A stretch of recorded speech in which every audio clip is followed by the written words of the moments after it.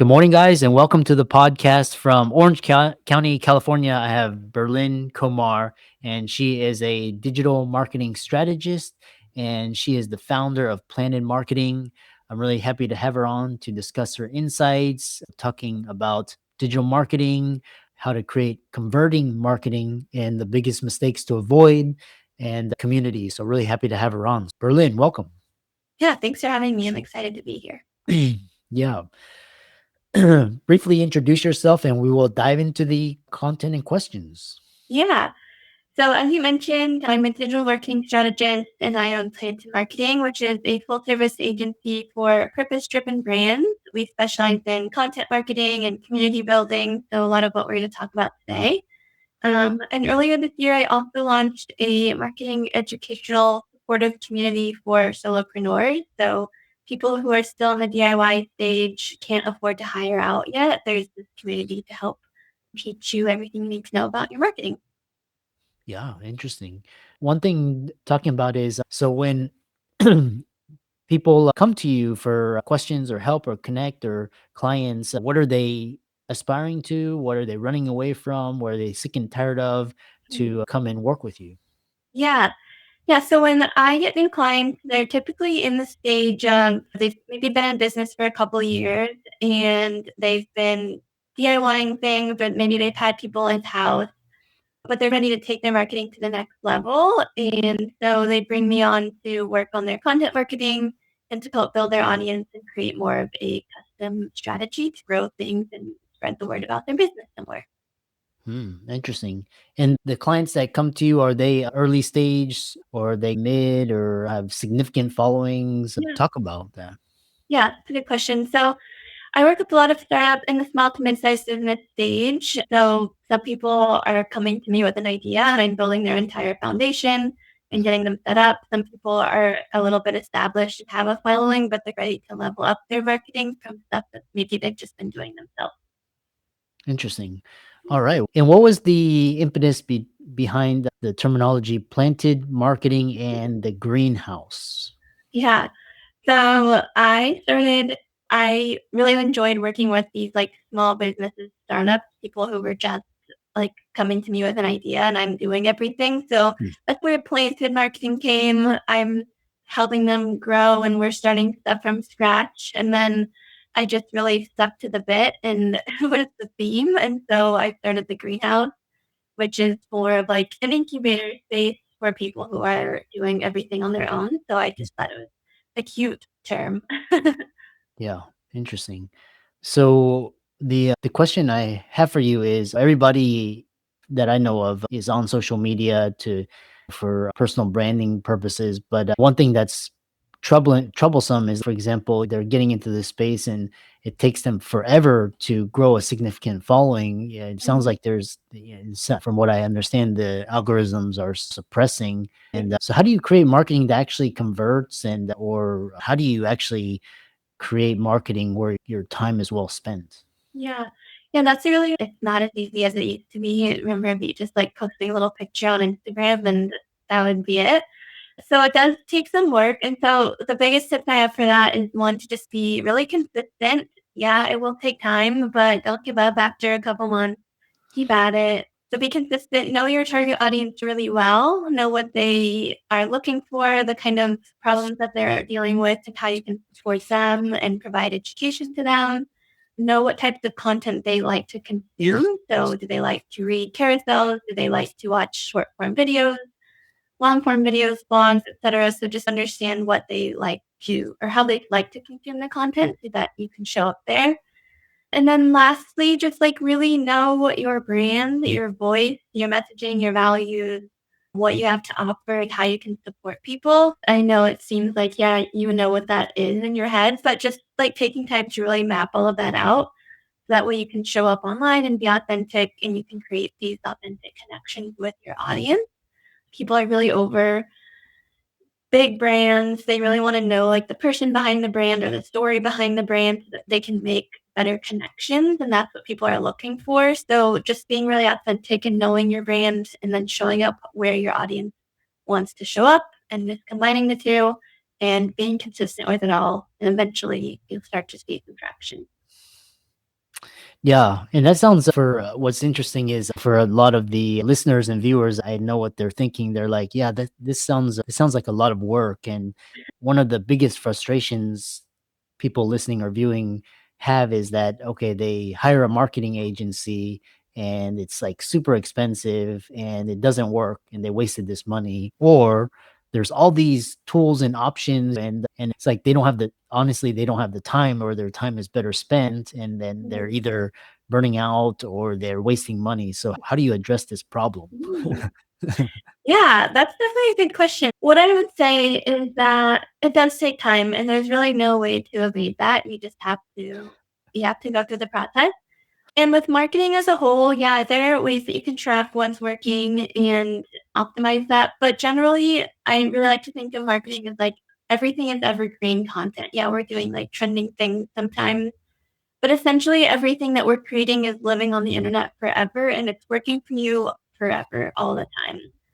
So when you do like blog content and SEO content, like you're not going to see those results right away, but that will be working for you forever. And that's how you're going to get traffic over time.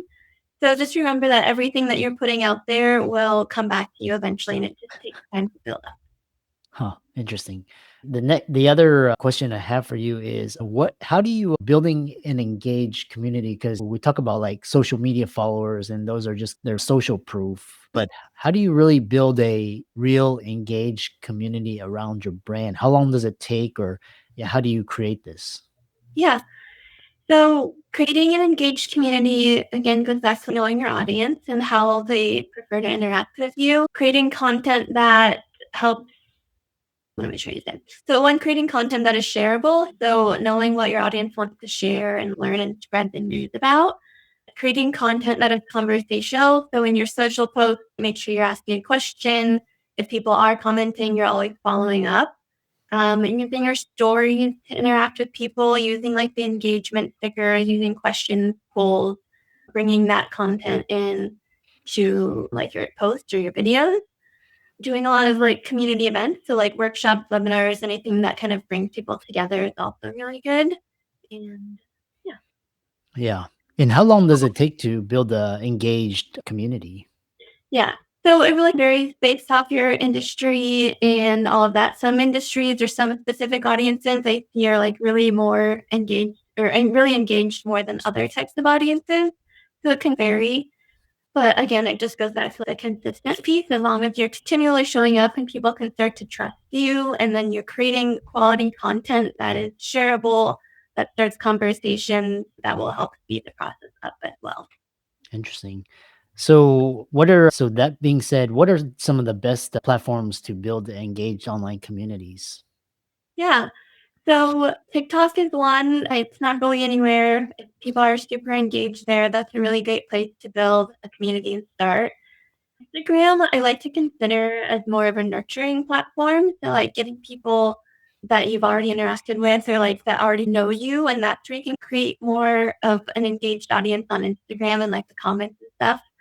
And it's really hard to grow brands there and to reach new audiences. So it's not like an ideal platform for that anymore, but more of a nurturing platform.